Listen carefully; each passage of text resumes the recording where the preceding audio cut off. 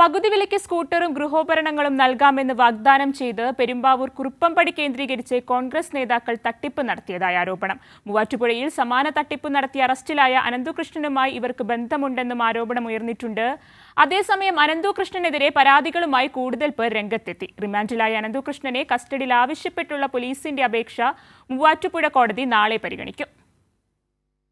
കോൺഗ്രസ് നേതാക്കൾ ഭാരവാഹികളായ കുറുപ്പംപടിയിലെ കൂവപ്പടി സോഷ്യോ എക്കണോമിക് ആൻഡ് എൻവയോൺമെന്റൽ ഡെവലപ്മെന്റ് സൊസൈറ്റിയിൽ 2 കോടിയിൽ പരം രൂപയുടെ തട്ടിപ്പ് നടന്നതായാണ് ആരോപണം.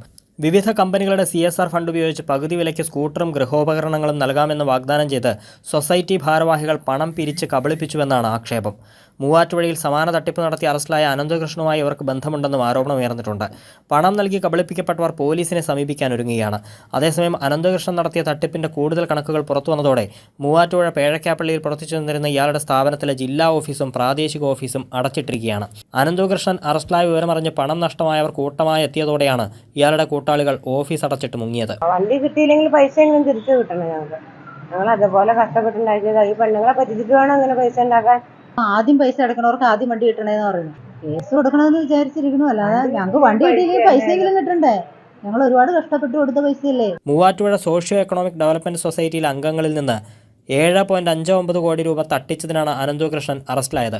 സൊസൈറ്റി ഭാരവാഹികൾ നൽകിയ പരാതിയിലായിരുന്നു അറസ്റ്റ്. റിമാൻഡിലായ അനന്തകൃഷ്ണനെ കസ്റ്റഡിയിൽ ആവശ്യപ്പെട്ടുള്ള പോലീസിന്റെ അപേക്ഷ മൂവാറ്റുപുഴ കോടതി വ്യാഴാഴ്ച പരിഗണിക്കും. അതേസമയം അനന്തകൃഷ്ണനെതിരെ കൂടുതൽ പേർ വിവിധ പോലീസ് സ്റ്റേഷനുകളിൽ പരാതി നൽകിയിട്ടുണ്ട്. കൈരളി ന്യൂസ്, കൊച്ചി.